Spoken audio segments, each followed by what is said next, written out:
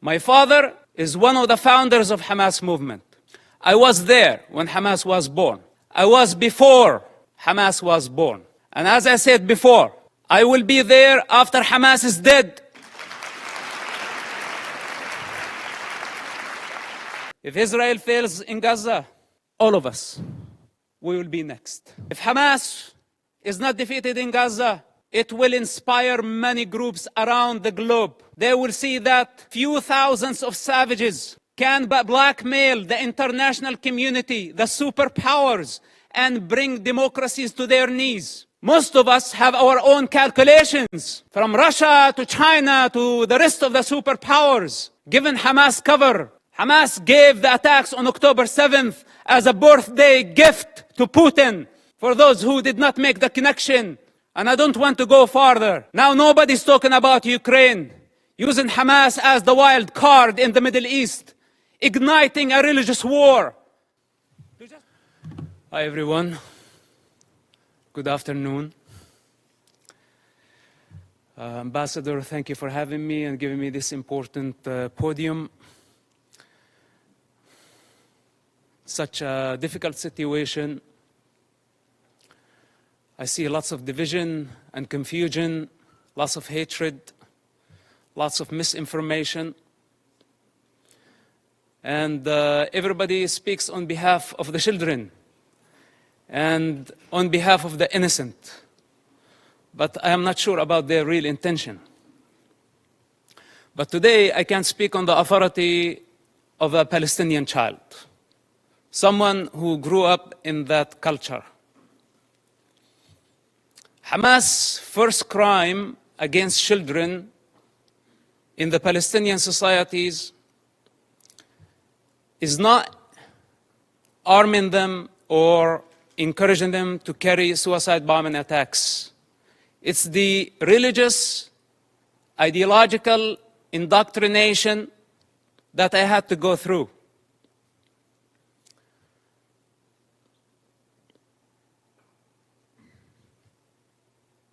With one intention in mind: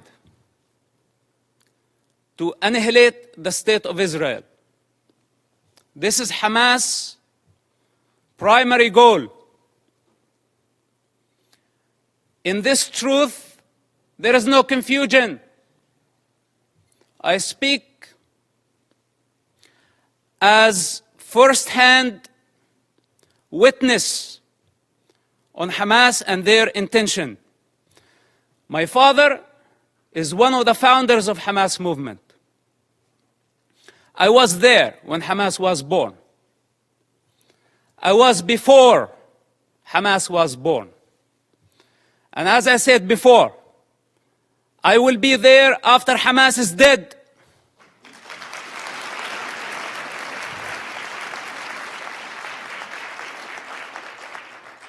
I am not a part of propaganda. I don't work for nobody. I only represent myself. And on this authority, I speak. So don't be mistaken. And take my words very carefully. Hamas is committing a crime against this generation and the next generations to come. So blaming Israel is not going to solve the problem. Imagine a 10-year-old child. When I disobeyed Hamas, I was tied up to a post and I was whipped by Hamas top leader. And I don't want to mention his name because he's not worthy.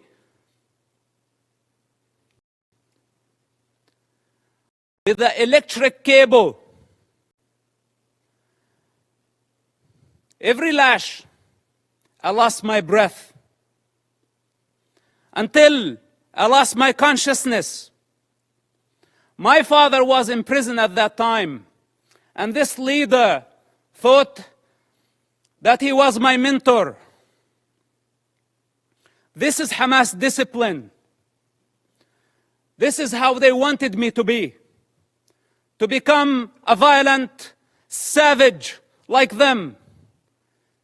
And the very basic intelligence of a child, when I felt that was not natural, it wasn't. But I had still to go to the mosque to please my mother and please my father and obey this type of monsters. I hate to talk about my personal struggle. And I hate to be in a position to be at defense. He also don't like to be at defense. Because this is what Hamas did to Israel on October 7th. They put all of us at defense. But this doesn't mean that we are not going to win the war.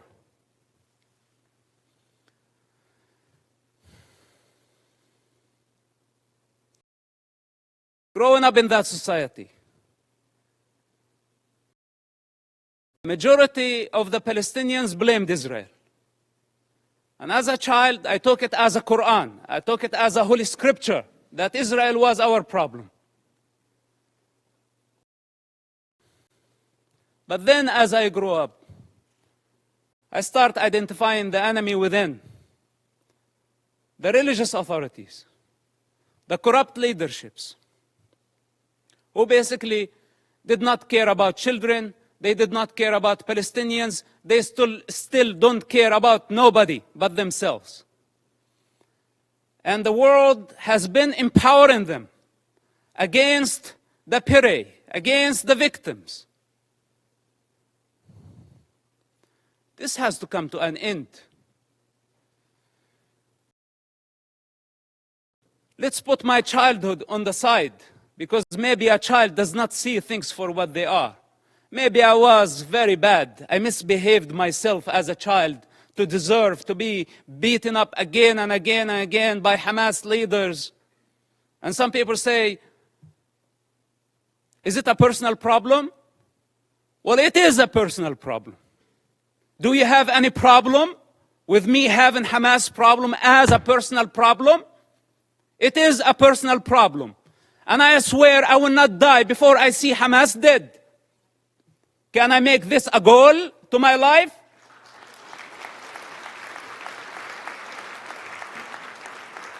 You know, unlike many of the leaders who sit here and give Hamas legitimacy by not condemning them, if the entire world stand there and say otherwise, the child witness within will always be there.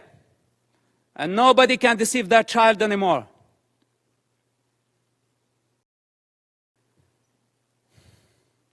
Then,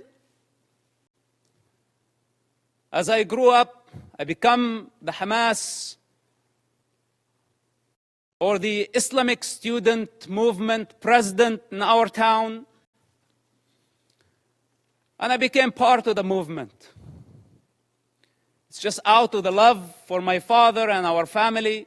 I had no other choice, which somehow led me to imprisonment. At the age of 18, just a few weeks after my 18th birthday, May 28, 1996.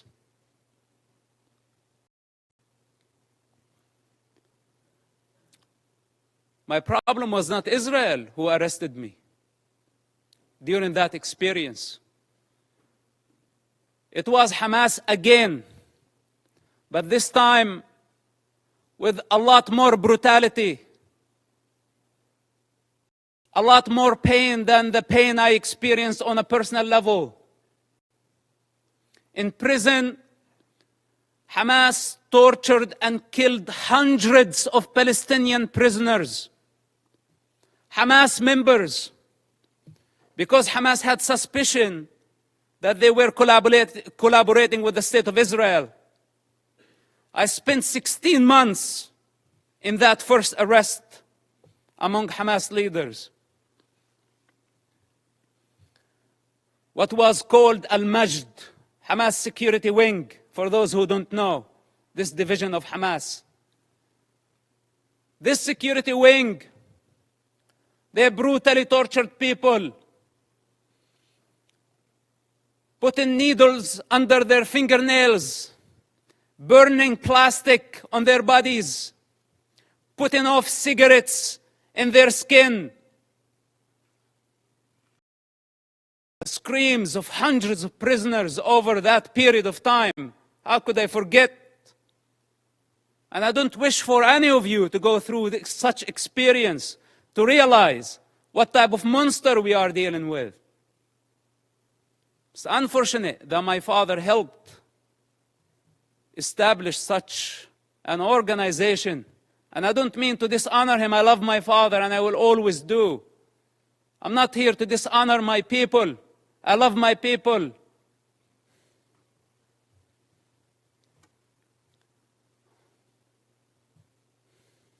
But I cannot believe how far Hamas was able to travel in this madness, and we could not stop them. After I was released from prison, I made very hard choices. And I don't have the time to go through all my motives, but yes, I had many motives. Many motives to fight against Hamas, and I still do. And nobody can get in my way. Not even the United Nations.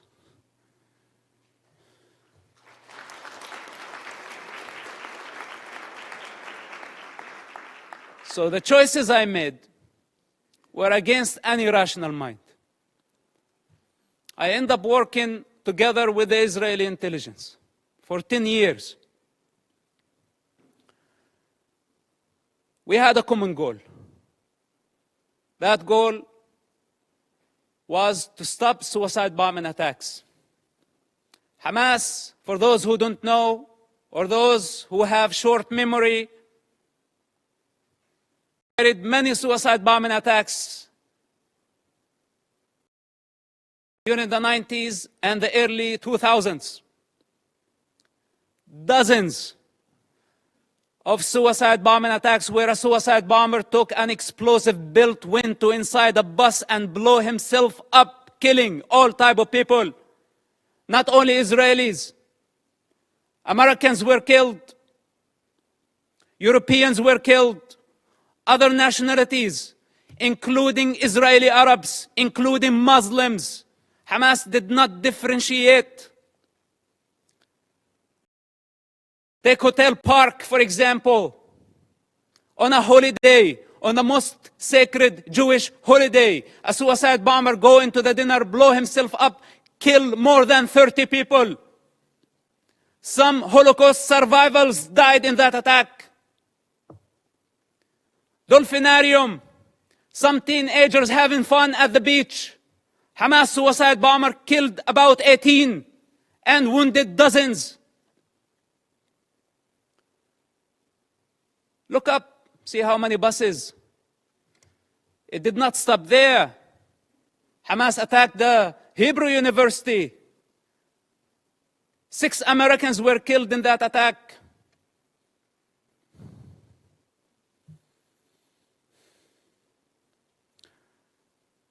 They targeted synagogues. They targeted everywhere.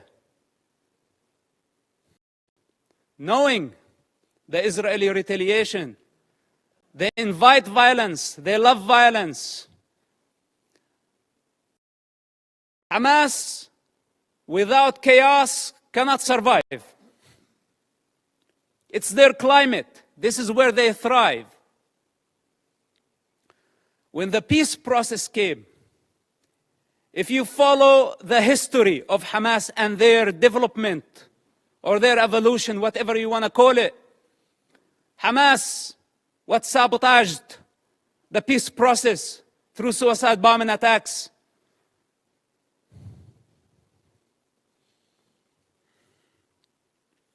And they don't have a vision. That's the problem. Because nobody can satisfy their ambition when they are waging a holy war. We're not talking about IRA. We're not talking about other political terrorist organizations that we can pressure them, bend them, bring them to the negotiating table. We are talking about a religious group that does not believe in political borders, that wants to annihilate an entire race in order to build an Islamic state. I don't know what else can be said about this group. And I don't know why it's not obvious to everybody that the United Nations fail to condemn them.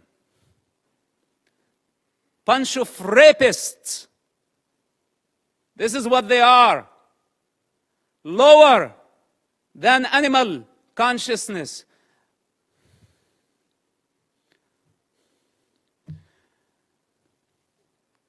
So, I don't speak only on the authority of that child and someone who grew up in the Palestinian territory. I also speak on the authority of someone who has 10 years of experience in a counterterrorism of the Israeli intelligence.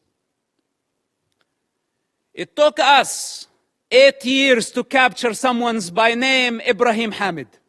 This mass murderer.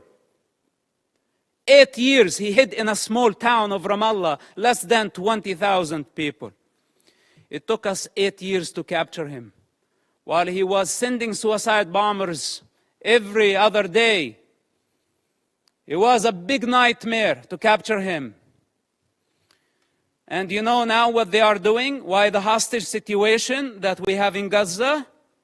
They want him. He's on the top of the list to be released.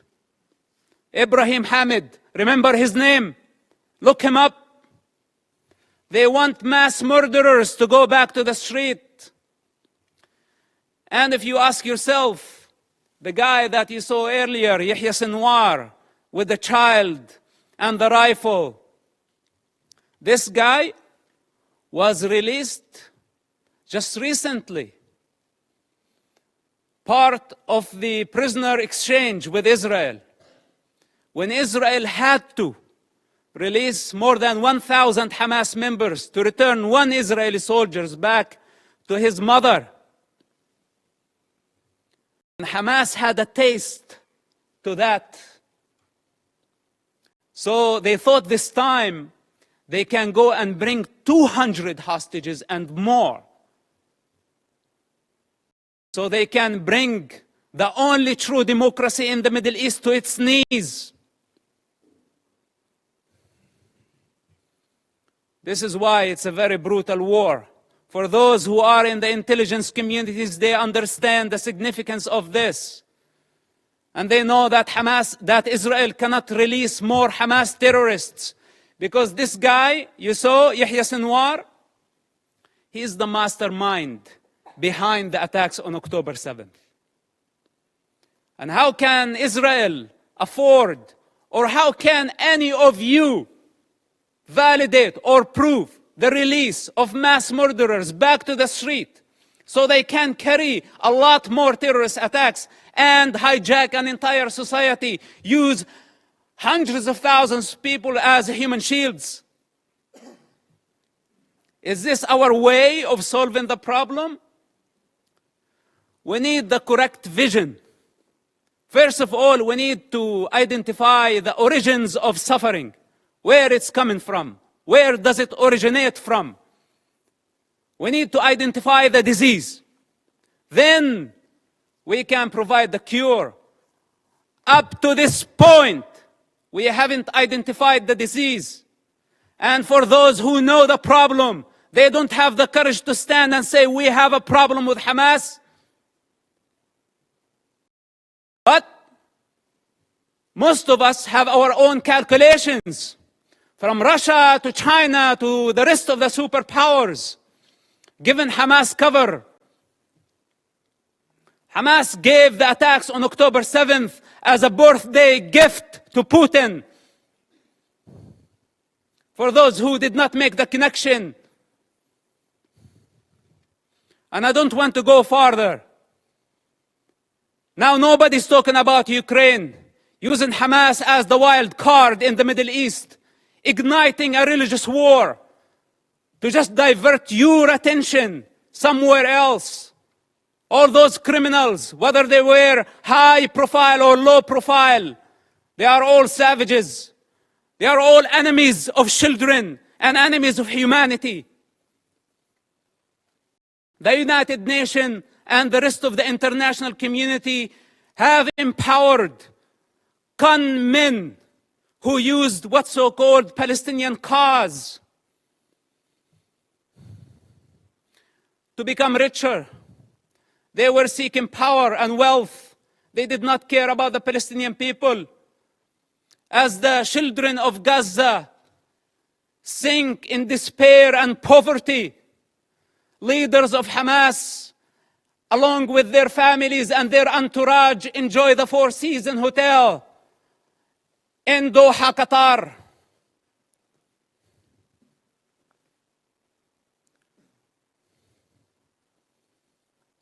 We can continue putting our head in the sand, but then we have escaped our responsibility. I can go on and on for hours, or should I say for 45, 6 years of my life. But I don't have the time. I don't have the time.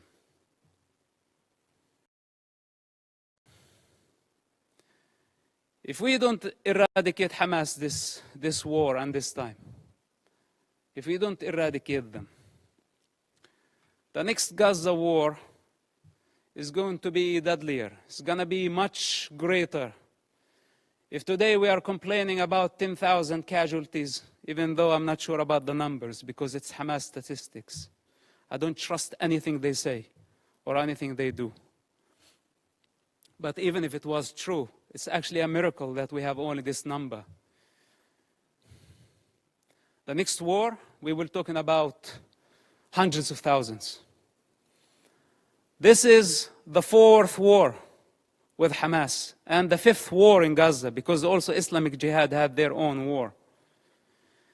If we don't eradicate Hamas and other terrorist groups in Gaza this time and give Gaza back to the people of Gaza, we will give them legitimacy. We will show them that we are afraid. And tomorrow, they will come back with vengeance. What made Hamas attack this time a lot stronger than the past wars, because under the international pressure, we had to negotiate with them. And we had to give them legitimacy. This is what encouraged them and gave them power. You know, Qatar, for example, it's a member of the United Nations, playing the mediator, etc. They could have fooled me. They are the ones hosting Hamas. They are the ones who have been funding Hamas. Russia, Musa Abu Marzouk, a Hamas top leader, was in Moscow just yesterday. Okay, to be more accurate, a week ago. What's this? Where democracies should be united in fighting such savages. All of us saw Hamas, you call a hostage situation, but you want the true term Hamas uses for this? Booty. It's not even hostages. It's not war prisoners.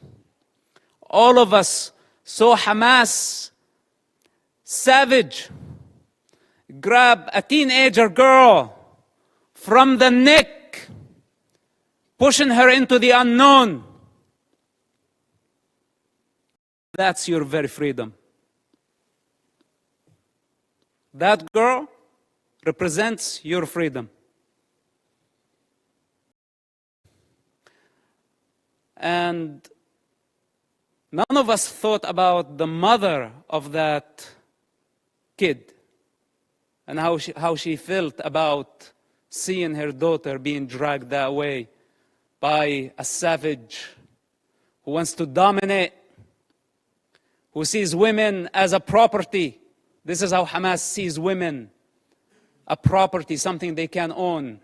As they want to own territory, more territory, their lust, their sexual lust, their lust for power, their lust for territory.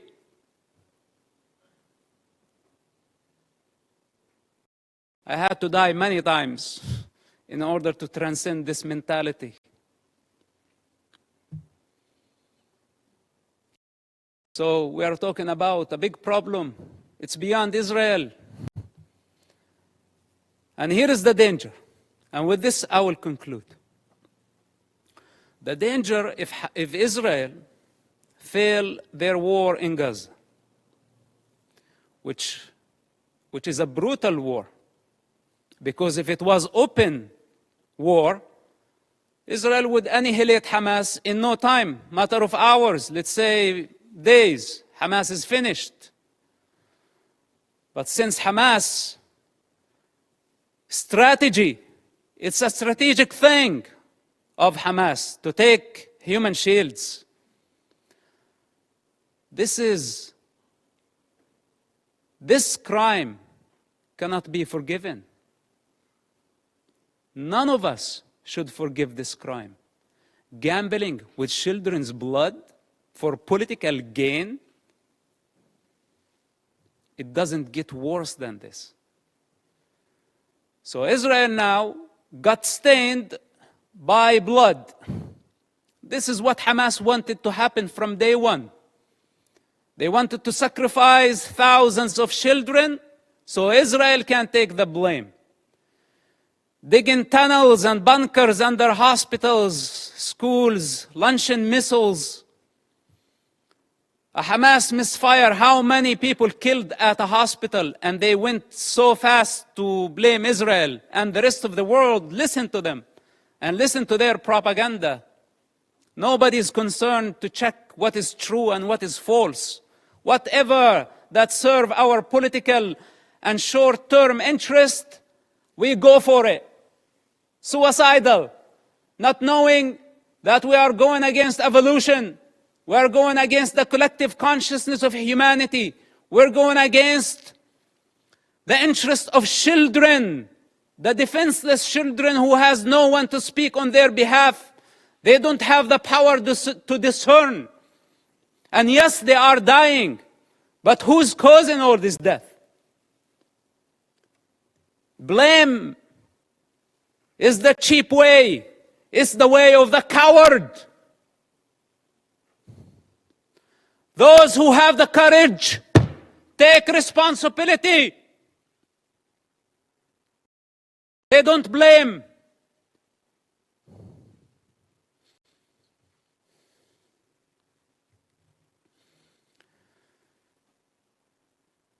If Hamas is not defeated, if Hamas is not eradicated in Gaza, we will set the model. We will give the freedom to so many radical groups around the world, especially in Europe. Because many of ISIS have fled to Europe under civilian cover. They are sleeping cells in Europe. And there is a migrant problem in Europe. And there is an Islamic problem in Europe. And this is just a warning. If you really care for the global security, and I speak as a person who was part of the counterterrorism effort against radical Islamists, if Hamas is not defeated in Gaza, it will inspire many groups around the globe. They will see that few thousands of savages can blackmail the international community, the superpowers, and bring democracies to their knees. Many of them are watching now, and many of them are very happy about how the world is responding.